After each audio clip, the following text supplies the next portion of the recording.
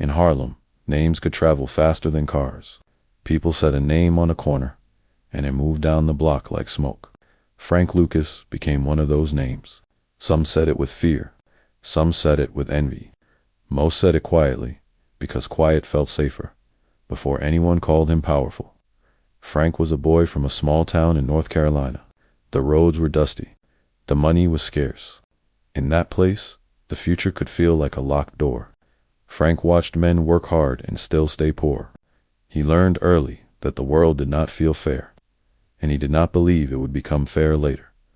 While he was still young, Frank left home and went north. New York City was loud and crowded. Harlem was full of life, music, and people trying to survive. A teenager could disappear in those streets. He could also learn quickly. Frank learned that respect was not given. It was taken, earned, or forced. He learned who had power and who did not. Dodd-Frank did not become known by being the strongest man in a fight. He became known because he watched closely. He listened. He noticed patterns. He noticed that flashy men got attention, and attention could bring trouble. He noticed that the quiet man behind the noise sometimes had real control. He wanted to be that quiet man. In the late 1960s, Harlem was changing. Old leaders were gone or weakened. New groups moved in. The streets had money, but the money came with pain. Heroin was spreading. It did not just take cash from people. It took time, health, and hope. It turned families into strangers. In that storm, Frank saw an opening. He also saw a chance to build something that would make him feel safe from poverty. He began to climb. The story of his rise is often told like a movie, but real life is rougher. Frank built connections. He found partners. He pushed rivals away. He worked to control supply and keep more profit for himself. He tried to operate with strict rules, because rules can create order. Yet the product he sold created chaos wherever it landed. The more power he gained, the more damage grew around him. As his money increased, Frank tried to look ordinary. He did not always dress like a king. He did not always act like a boss. In a place where police watched for signs, he thought normal was the best disguise. Some people in the neighborhood saw him as a success. They saw a man with cash and confidence, and they imagined he had found a secret path out. Others saw the cost. They saw people getting sick, people getting hurt, and young men dying. Over time, Frank's name became a story that other people repeated. He told stories too. Some were true. Some were mixed with pride. Some sounded too perfect, like a myth built to protect his image. The more famous he became, the bigger the stories became. Fame in the underworld can turn a person into a symbol, and symbols are hard to question. Then came the moment when the legend met the law. In 1975, investigators raided a home in Teaneck, New Jersey, connected to Frank. The scene was not glamorous. It was panic, noise, and sudden fear. Authorities reported finding a large amount of cash and items linked to hidden money. For Frank's family, it was the shock of realizing that the walls around them were not strong enough. Inside that house, fear moved faster than any plan. Money that once felt like protection suddenly felt like a trap.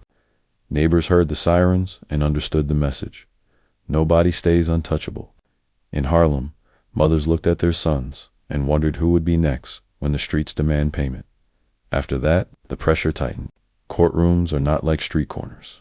In court, stories matter less than documents, witnesses, and evidence. Frank faced heavy charges and a harsh sentence. He reached a crossroads that many powerful people face: keep silent and fall alone, or speak and try to live. Frank chose to cooperate with authorities. That choice saved him years of prison time, but it also changed how people saw him. In his world, cooperation could be called betrayal. In another view, it could be called survival. Either way, it was a turning point. The man who wanted to control everything learned that he could not control the system closing in. A door broken, a myth cracking, and a man forced to face the truth behind his own legend. The rise had been fast, but the fall had started, and Harlem, which had watched him climb, was about to watch what happened next. After the 1975 raid, Frank Lucas did not feel like a king anymore. He felt like a man standing on ice, listening for cracks. The sirens were gone, but the sound stayed in his head. Every quiet moment felt dangerous, because quiet gave his thoughts room to grow. Outside, people talked. In Harlem, news moved fast. Some said Frank would beat the case. Some said he was finished. Others did not care about him at all. They cared about what the streets had become. In many homes, mothers were tired of funerals. Fathers were tired of empty pockets. Neighbors were tired of seeing young people lose their future to a small bag of powder. Harlem had life and pride, but it also carried pain, and the pain was getting heavier. Frank tried to keep his face calm. He understood how fear could look like weakness. He also understood that a public image could protect a person for a while. If people believed he was still powerful, they might stay loyal. They might keep quiet. They might keep business moving. But inside, Frank was doing the math. The police did not break a door like that just for fun.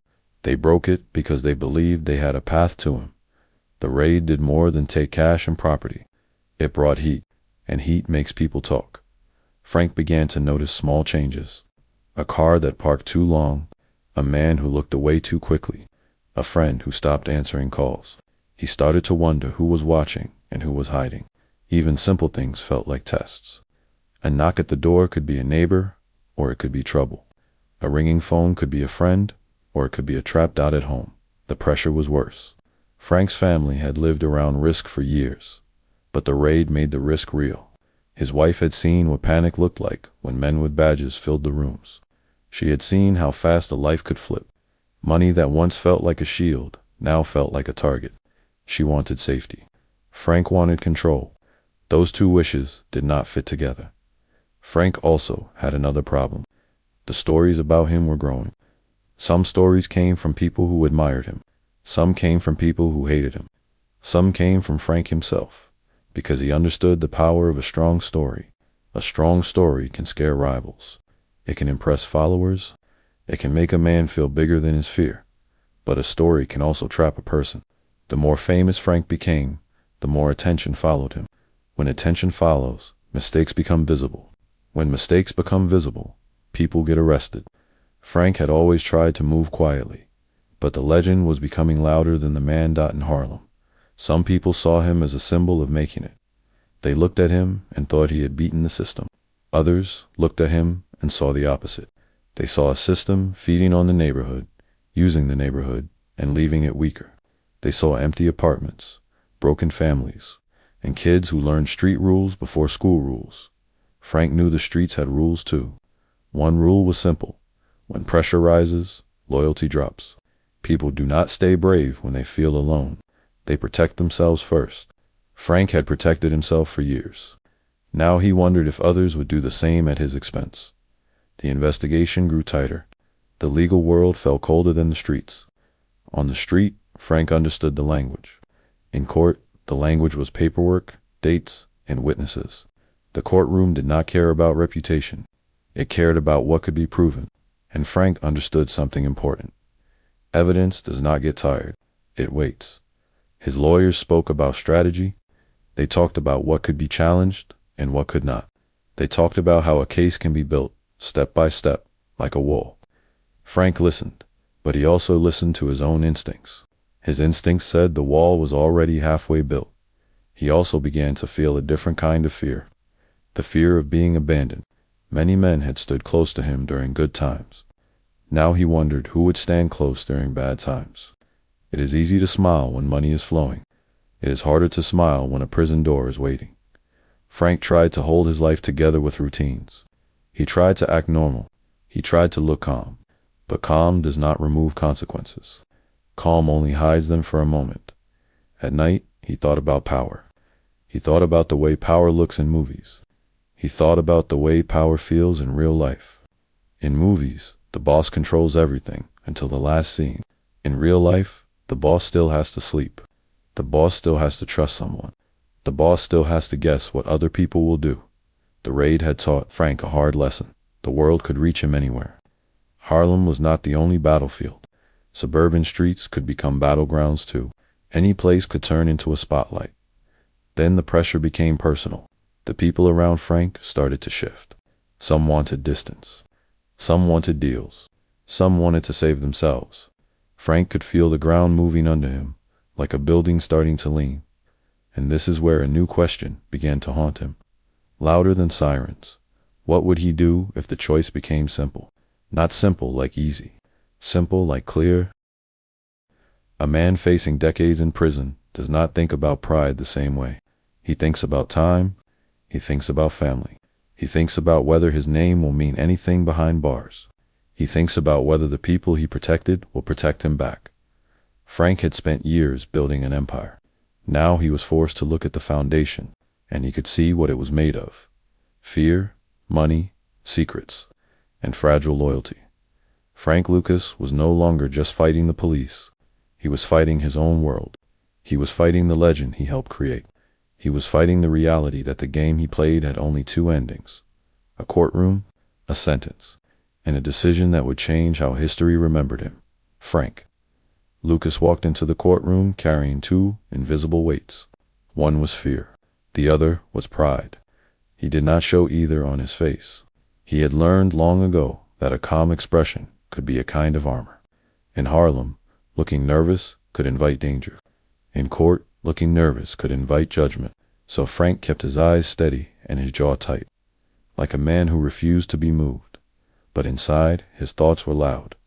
The legal system did not care about street legends. It did not care about who feared him, who respected him, or who owed him favors. In that room, power was measured in evidence, testimony, and time. Frank understood that his reputation could not cross-examine a witness. His name could not erase a document. And money, for once, could not buy silence from everyone. As the case formed around him, Frank began to see how the net worked. On the street, a net is thrown quickly. In court, it is built slowly. One detail connects to another. One phone call supports another.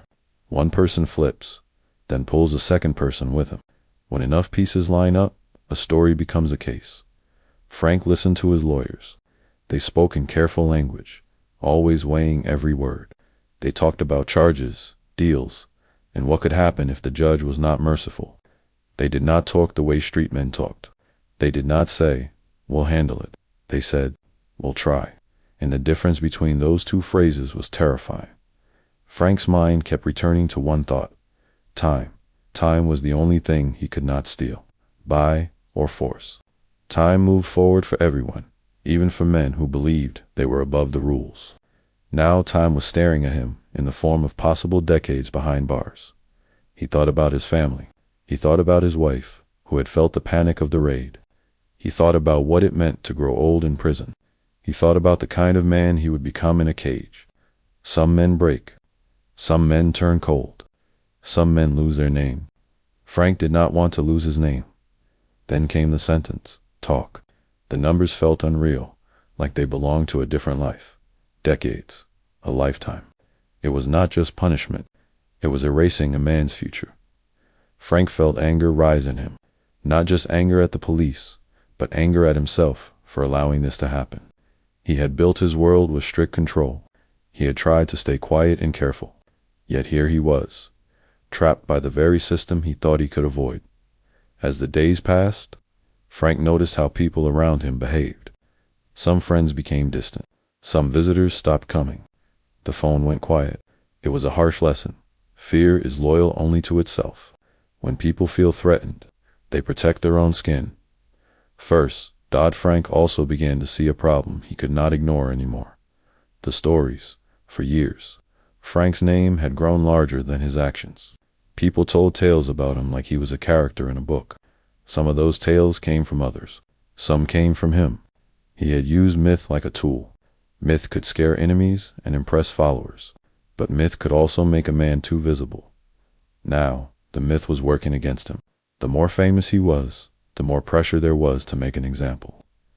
A legend in chains sends a message. A legend in prison warns others. One day, Frank heard a word that changed the temperature of the room. Cooperation. At first, he rejected it in his mind. Cooperation was shame. Cooperation was betrayal. Cooperation was the one thing street rules did not forgive. Frank had built his power on loyalty and fear. If he turned into a man who talked, the streets would never forget. But court does not run on street rules. Court runs on leverage. And the leverage was simple. The government had time. Frank did not. The government could keep adding pressure. Frank would only get older. Frank began to wrestle with the decision in silence. He did not want to become weak. He did not want to be labeled as a man who folded. Yet he also did not want to disappear into a prison system until he became a rumor from the past. He asked himself a question that cut deeper than pride. What is loyalty worth if it only matters when life is easy? He remembered the people who had praised him when he had money. He remembered the smiles, the handshakes, the respect, and he remembered how quickly that respect started to fade once the handcuffs came out. That memory hurt more than he expected. It felt like being used. Frank's lawyers pushed the idea again.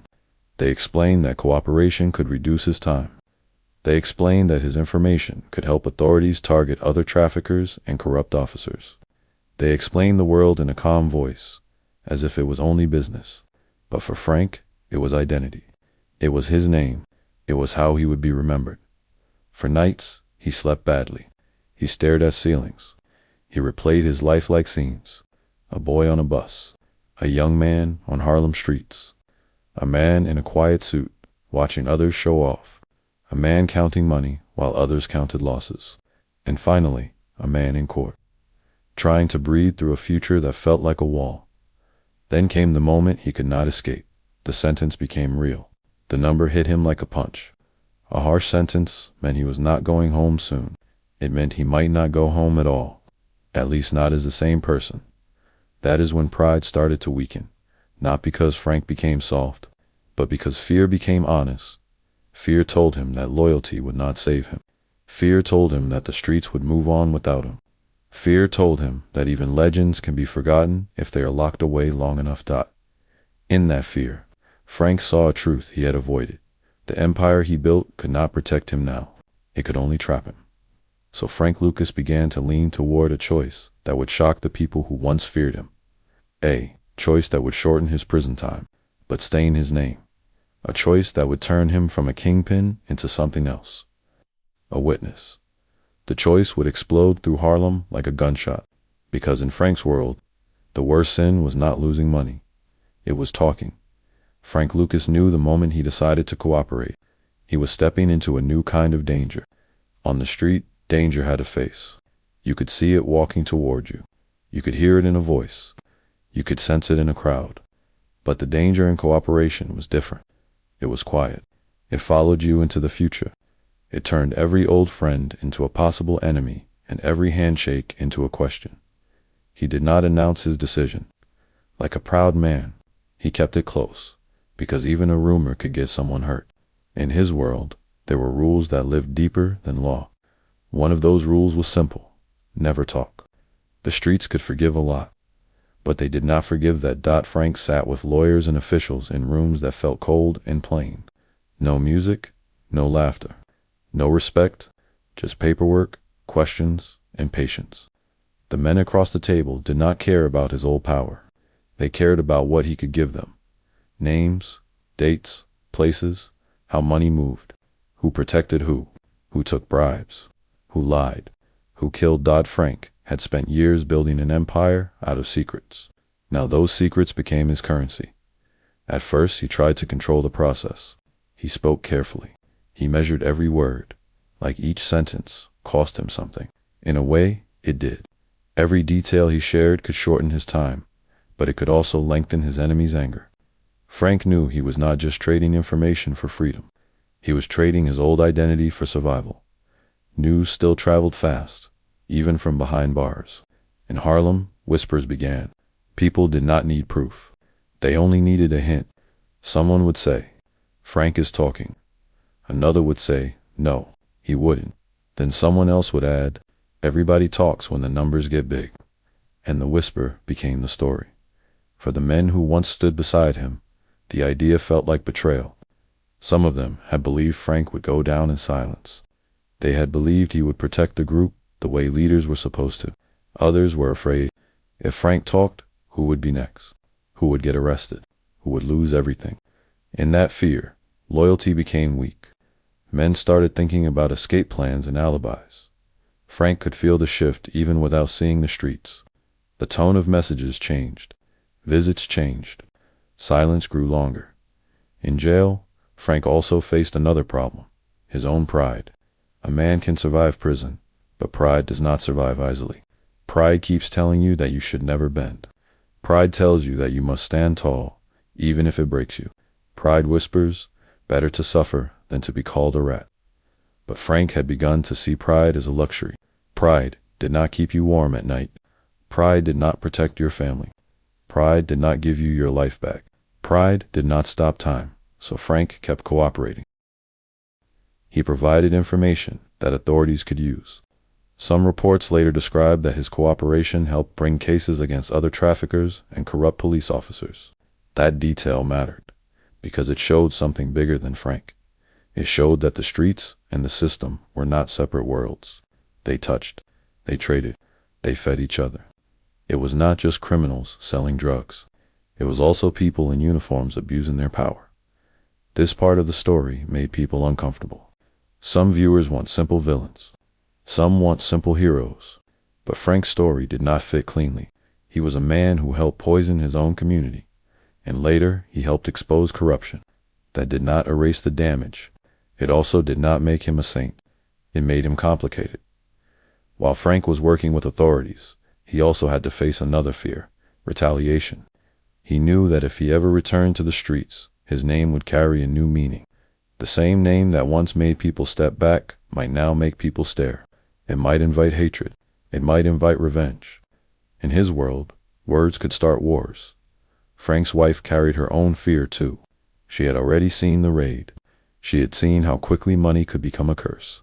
Now she had to imagine a future where Frank returned home, not as a feared man, but as a marked man. That kind of future can destroy a family's peace before it even arrives.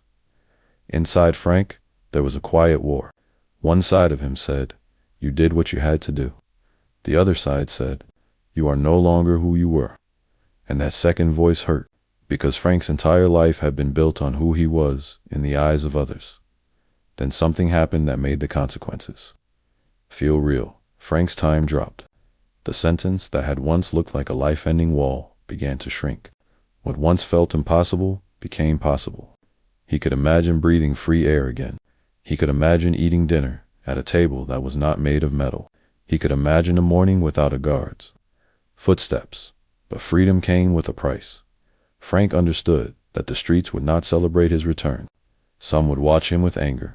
Some would watch him with fear. Some would not believe he was back at all. Others would believe, and that belief would make them dangerous. In his mind, Frank asked a question that many men in his position ask, but rarely admit. If I survive, what kind of life will be waiting? The truth is that prison is not the only cage. A man can be free and still trapped by his past. Frank had built a story so loud that it could follow him anywhere. And now, that story had changed. It had a new chapter. A chapter that could not be erased.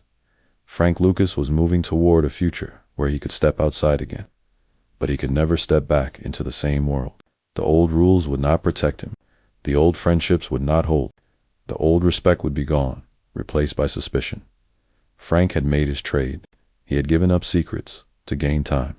He had chosen survival over silence. He had stepped off the street code and into the court code. And now, the most dangerous part of the story was coming. Not the rise, not the money, not the raid, the return. Because sometimes the hardest thing is not falling. Sometimes the hardest thing is living after the fall. When Frank Lucas finally walked out of prison, the air felt different. It was not just the fresh air. It was the feeling of being watched by a world that had not forgotten him. Freedom is supposed to feel light, but for Frank it felt heavy, like he was carrying his past on his back. He returned to a city that had moved on without him. Harlem still had its rhythm, but the faces changed. The corners had new names. The streets had new players.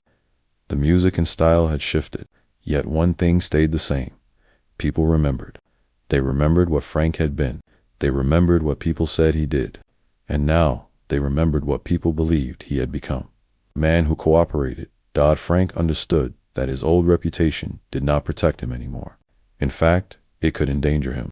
Before, his name could stop problems before they started. Now his name could start problems that were not even there yesterday. He tried to keep a low profile. He kept his movements careful. He did not stand in crowds too long. He did not let strangers get too close. He watched who watched him. Even small moments felt risky. A quick stare, a car slowing down, a stranger asking a friendly question. Frank treated everything like a test out at home. The mood was also different. His family wanted peace. They wanted a normal life. But normal is not easy when your name is a headline. Frank's wife had lived through the raid, the panic, and the years of waiting. She had learned that money can vanish fast, but fear can last forever. She wanted Frank to stay away from trouble completely. Frank wanted that too, in his own way. But he had been living by street rules for so long that calm felt strange. When a man spends years in conflict, quiet can feel empty, and emptiness can tempt him to fill it the only way he knows. Frank tried to start fresh, but fresh starts do not erase old scars. People in the neighborhood talked. Some said Frank was lucky. Some said he was a disgrace. Some said he was both. He could feel the mixed reactions like heat on his skin. There were also men who saw an opportunity. Not everyone wanted to hurt Frank. Some wanted to use him. A famous name still has value. A famous name can open doors. It can create fear. It can attract money. Some people came around with business ideas, trying to pull Frank back into the old world. Frank listened, but he did not trust easily anymore. Prison changes a man. Cooperation changes a man. The old confidence was still there, but it was sharper now. He had learned that danger does not always come with a gun. Sometimes it comes with a smile and an offer. He also began to face a different kind of pain, regret. Frank rarely spoke openly about regret, but it lived inside him. He had seen what heroin did to Harlem. He had heard the stories. He had seen the faces. He had watched families fall apart. He had watched young men become ghosts while they were still alive. He could not pretend he did not know that at the same time. Frank struggled with another truth. He had built his entire identity on being in control, and now his life felt like it was controlled by his past. Every step he took, the past followed him. Then came the moment that proved how hard it was to escape old patterns. Frank was arrested again in the late 1980s, on drug charges. It shocked some people and confirmed what others had always believed, that a man who builds his life on the streets will always feel the pull of the streets. His supporters said he was being targeted. His critics said it was proof he never changed. For Frank, it was a harsh reminder. The system does not forget. The streets do not forget. And even a man's mind does not forget the habits that once kept him alive. This second fall hurt differently than the first. The first time, Frank was at his peak. He had money, influence, and a strong myth around him. The second time, the myth did not protect him. It only made the fall look worse. The headlines were not about a powerful kingpin anymore. They were about a man who could not leave the past behind. Frank's family felt the damage. Every arrest is not just one person's pain. It spreads to everyone connected to him. It brings shame, stress, and fear. It makes people question every choice they made. His wife, especially, had carried too much for too long. Frank was forced to look at himself in a way he had avoided. Not the boss image, not the smart hustler image, the real image. A man who had hurt people, and a man who kept returning to the same fire. He began to realize something that sounded simple, but was hard to live. A man can escape prison and still be trapped. Trapped by his name, trapped by how people see him, trapped by how he sees himself. So Frank tried again to step away. He tried to live quieter. He tried to avoid the old circles. He tried to reduce risk. But even if he changed his actions, the world around him still reacted to who he used to be. Over time, Frank's story started to shift in public culture. Movies and interviews turned him into a symbol. Some people saw him as a villain. Some saw him as a folk character. Some saw him as a warning. Frank did not fully control how the story was told anymore. And that loss of control may have been the hardest part, because Frank Lucas, more than anything, had always wanted to be the man behind the curtain, the one pulling the strings. Now, the strings were pulling him. Frank standing between two worlds, the old world that wants to claim him, and the new life that he struggles to build. The street code is still calling, but the cost of listening is clear. The story will turn again, because Frank's legend will grow even bigger after his power is gone. And once a legend becomes entertainment, the truth becomes harder to find. After the second arrest, Frank Lucas stopped feeling like a man who owned the story. He started feeling like a man who was being chased by it. He could change his routine, change his friends, even change the way he spoke. But the past kept showing up like a shadow that refused to leave. Harlem had always been a place where stories grow. A small truth can become a big legend in a single night. People repeat details, then add their own. Soon the story no longer belongs to the person who lived it. It belongs to the crowd. Frank noticed that the more time passed, the bigger his name became. That was strange to him because he was no longer the powerful man he once was. In real life, his power had collapsed under raids, charges, and prison walls. But in public, his image kept rising. This is when the story changed shape. Instead of being only a street story, it became entertainment. Writers wanted the drama. Producers wanted the shock. People wanted a simple movie version of Harlem good guys and bad guys. Smart plans and big money. A fast rise and a clean fall. But real life is not clean. Real life is messy. Real life has regret, harm, and long silence. Frank's life was messy. Still, the world around him liked the idea of the real American gangster. It sounded bold. It sounded powerful. It sounded like a brand. And a brand is easy to sell. Frank did not fight this attention. In some ways, he leaned into it. After years of being feared, he had become something else. A man who could be watched from a safe distance. A man people could study like a storybook. A man who could sit in interviews and speak calmly, as if the past belonged to someone else. When Frank spoke in interviews, he often sounded confident. He described himself as a man who outsmarted everyone. He described big plans, bold moves, and secret methods. He had always understood how stories work. He knew that if he sounded unsure, people would see him as weak. If he sounded strong, people would see him as important. But there was a problem. Some of Frank's biggest claims were debated by others who knew that world. Some people said Frank exaggerated parts of his story. They said he made himself bigger than he truly was. They said he mixed truth with myth, because myth keeps a man's name alive. The most famous claim was the one that sounded like a perfect movie scene. Heroin hidden in military coffins. It was the kind of story that grabs a viewer by the throat. It creates shock. It creates anger. It creates headlines. But that same claim was also questioned.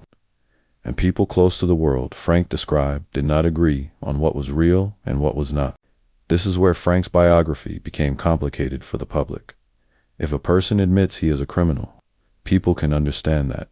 If a person admits he sold poison, people can judge that. But when a person tells stories that might be larger than life, people start asking a different question. Is he confessing or is he performing? Frank's life became caught between those two ideas. Then the movie came.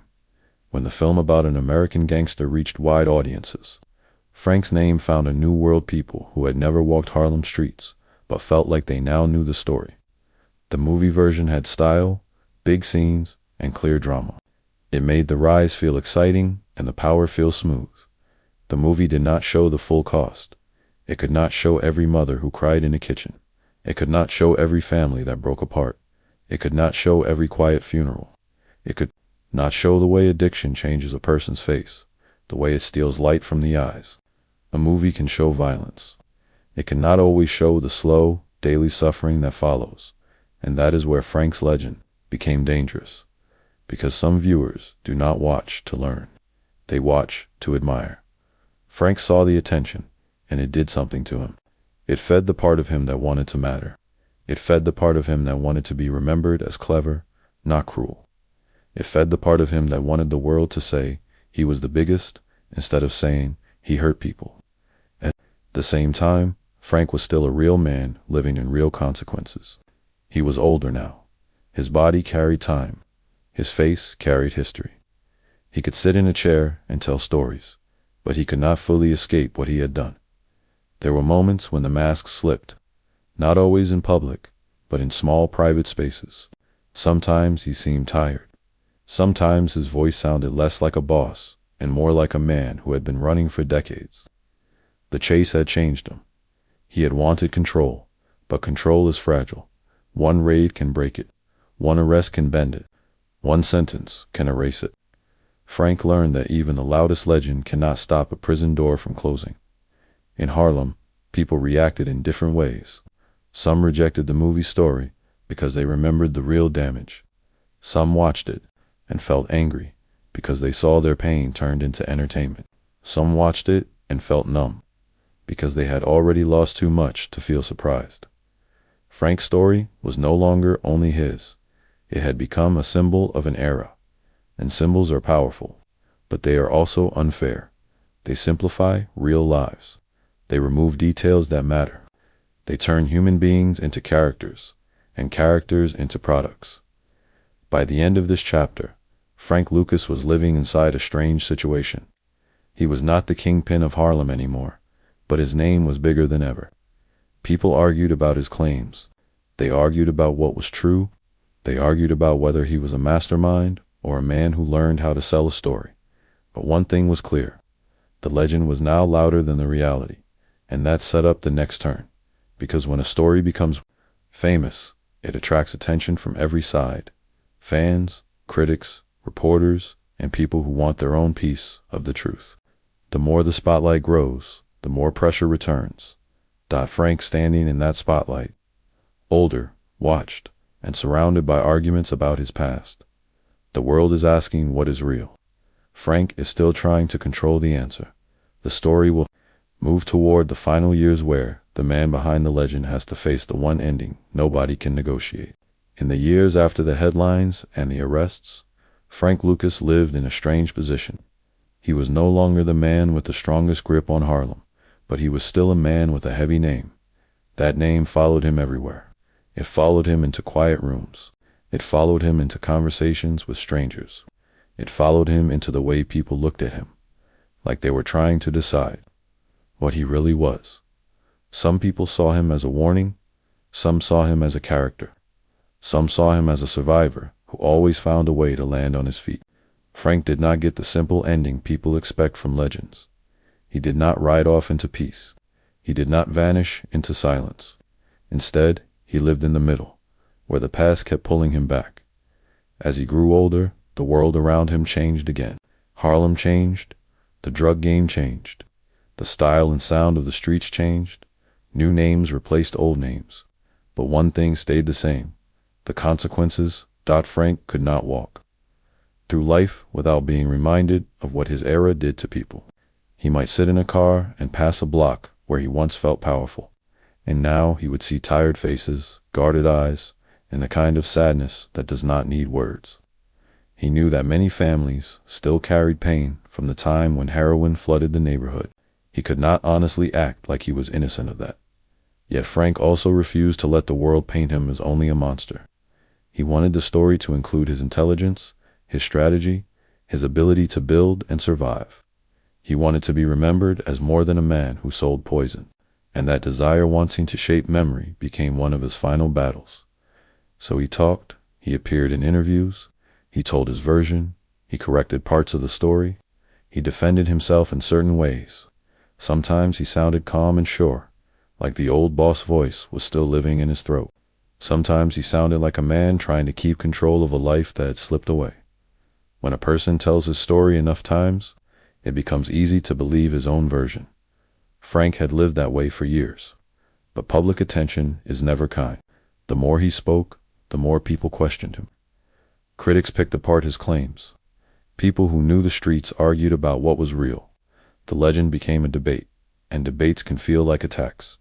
Frank was not used to being questioned in public. On the street, questioning a boss could be dangerous. In the world of interviews, questions are the point. The cameras do not fear a reputation. The microphones do not care about old rules. That put Frank in a new kind of discomfort. He was older now, and he did not have the same protection. He could not hide behind crews, money, and fear the way he once did. His power was now mostly in words, and words can slip. Words can expose a person at the same time. Frank carried another pressure that never left him, the street's memory of cooperation. In his world, cooperation was the kind of choice that stains everything. Even if he believed it saved him, He knew it changed how many people saw him. He might say he did what he had to do. Others would say he broke the code. Frank could not win that argument fully, because the code is not about logic. It is about identity. As the years passed, the distance between Frank and the streets grew. He was still connected by history, but not by control. Some old relationships were gone. Some old friendships were broken. Some people avoided him because his name carried risk. Others stayed away because they hated what he represented. Some might have felt a strange kind of respect, not for what he did, but for the fact that he survived a world that kills most people.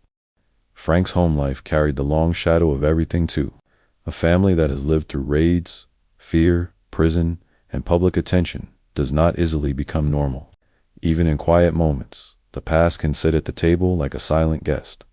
Frank wanted peace, but peace did not come easily to a man who built his life around control. When he could not control the world, he tried to control the story. When he could not control the story, he tried to control how he felt inside. But the truth is, a man can only hold so much inside before it starts to show. Frank's body began to carry his history more openly. Age brings weakness.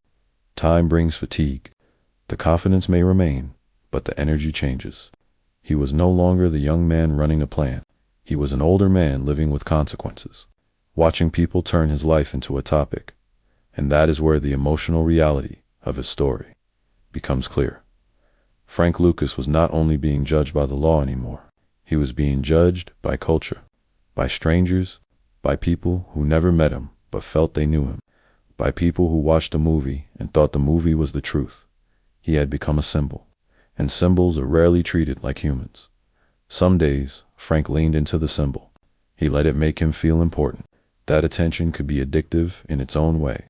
Other days, it likely felt like a trap, because attention does not only bring admiration, it brings blame, it brings questions about the people harmed. It brings the faces of those who never got a second chance.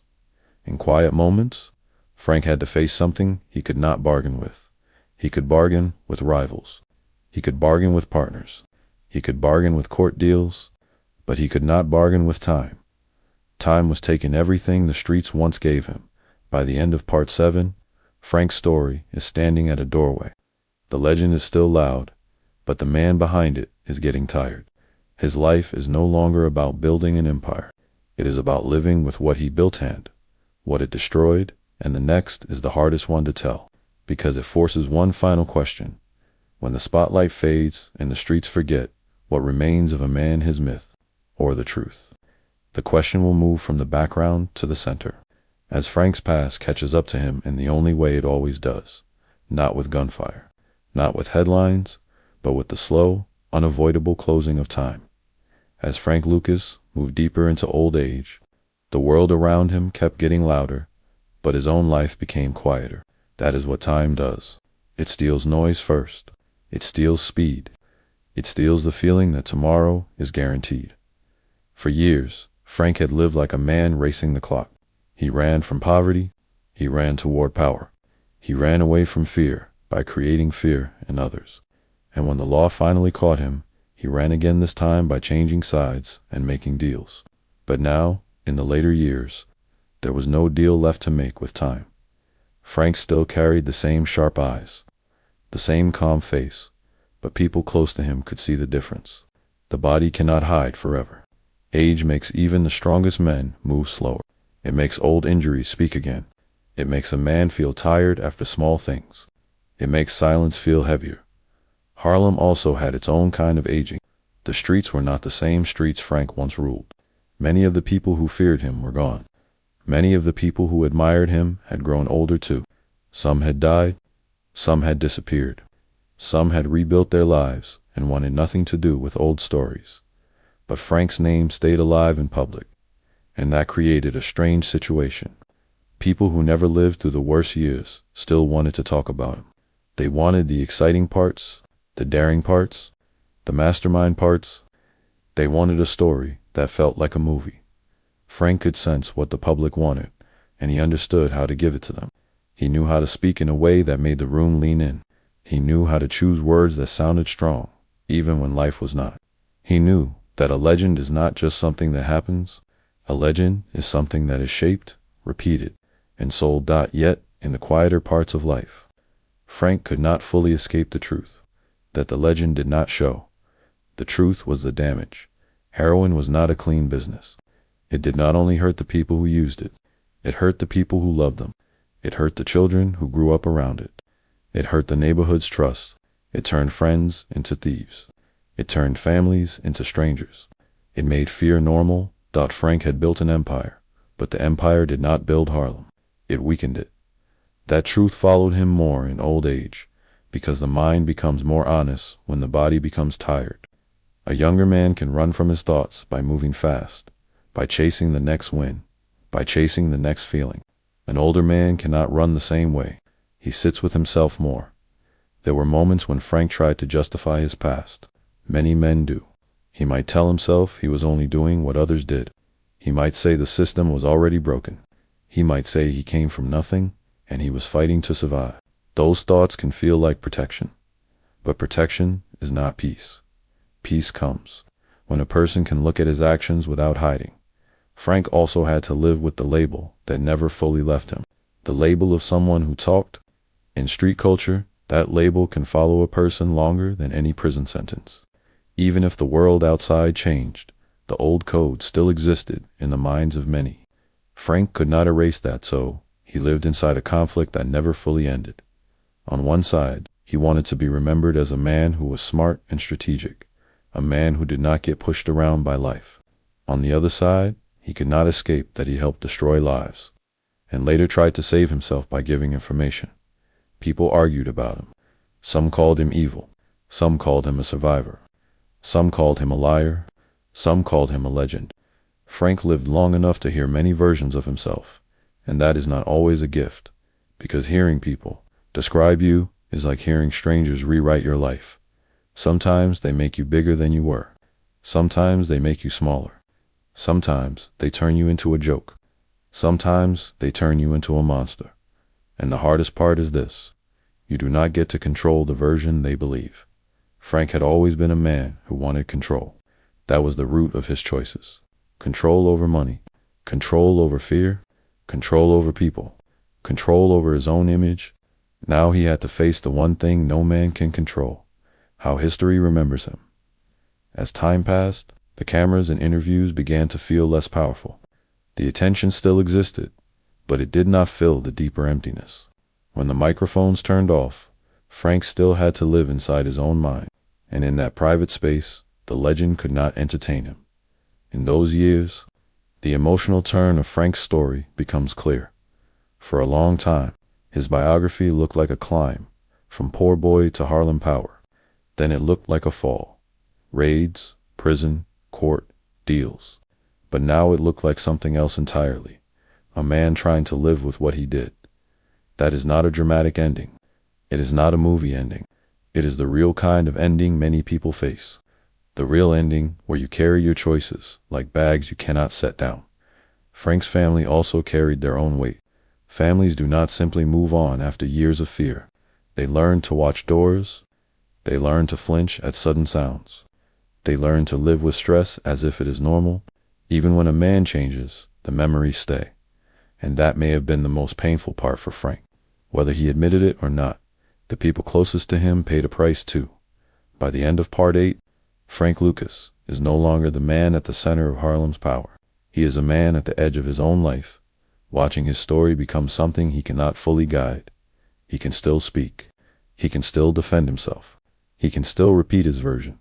But time is closing in, and time does not care about versions. Frank facing the last and most serious question of his biography, when the spotlight fades, when the crowd stop arguing, and when the legend is finally quiet. Will the truth be loud enough to remain? The story moves toward its final stretch where age, memory, and legacy collide. And Frank Lucas must face what every powerful man eventually learns. The end does not ask who you were. It only asks what you left behind. In the final stretch of his life, Frank Lucas lived with two versions of himself. One version was the public legend. The other was the private man. The legend was loud, built from headlines, street talk, and movie-style stories. The private man was quieter, shaped by age, memory, and consequences. As years passed, Frank's body slowed down. The sharp energy of his youth was gone. He did not move like a man chasing power anymore. He moved like a man carrying weight. Age does that. It does not just weaken muscles. It forces a person to sit with the past longer than he wants to. Frank's name still traveled, even when he stayed home. People still argued about him. Some people spoke about his life like it was an exciting tale. Others spoke about it like it was a warning.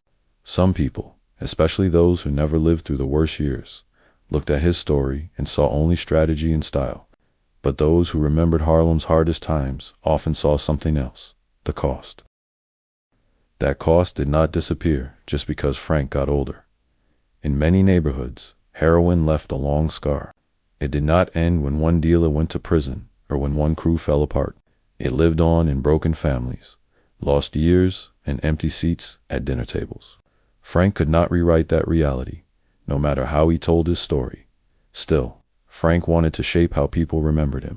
He wanted to be seen as more than a villain. He wanted people to focus on his mind, his planning, his ability to rise from nothing. He wanted to be respected for his intelligence. This was not only pride, it was survival of a different kind. It was the survival of identity. Because when a man loses money, he can make more.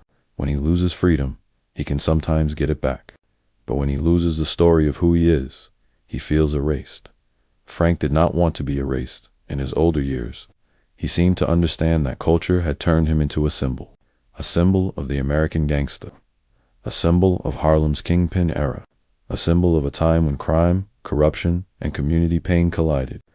But symbols are never fully human. Symbols do not get the full truth. They get the version that fits into one sentence. Frank's life could not fit into one sentence. It was too complicated. He was a man who climbed from deep poverty and learned the language of power. He was also a man who sold a product that destroyed lives. He was a man who claimed control, but later lost it. He was a man who chose cooperation to reduce his time, and that choice reshaped how the streets viewed him. Those facts pulled his legacy in different directions. Frank lived long enough to feel that tug. Sometimes, in interviews and public talk, Frank sounded like the old boss. He spoke with calm confidence, as if he could still bend reality to his will. But confidence in words cannot erase history. It can only compete with it, and history was stubborn. The older Frank got, the more he had to face questions he could not intimidate away. Questions like, what did he do to his community? What did he do to his family? What did he truly gain, and what did he truly lose? These questions do not come from police. They come from time, and time is the one force Frank could not outsmart. There is a quiet truth that many powerful men learn. Late power does not follow you into old age the way you think it will. The money fades. The fear fades. The crew fades. The city keeps moving. New names take your place. Even your enemies grow tired. Eventually, the world that once felt like it revolved around you becomes a world that barely notices you. That can feel like freedom. It can also feel like loneliness. Frank's story suggests he felt both. He wanted peace. But peace is difficult when a person has lived through years of danger. His mind had been trained to watch for threats. Even if there were no threats, his instincts stayed sharp. A man who has survived a violent world often keeps living as if the world is still hunting him. And then there was the family. Families are often a hidden part of these stories. People focused on the boss, but the family lives with the fallout. The family lives with the fear of raids, the absence during prison years, the stress of public attention, and the suspicion that never fully leaves. Even if Frank tried to become calmer, the memories did not disappear. In his later years, Frank's life became less about action and more about meaning. Meaning is what people chase when there is no more time to chase money. Meaning is what people search for when they want to believe their life was more than damage. Frank's meaning battle was clear. He wanted to be remembered as a survivor and a strategist.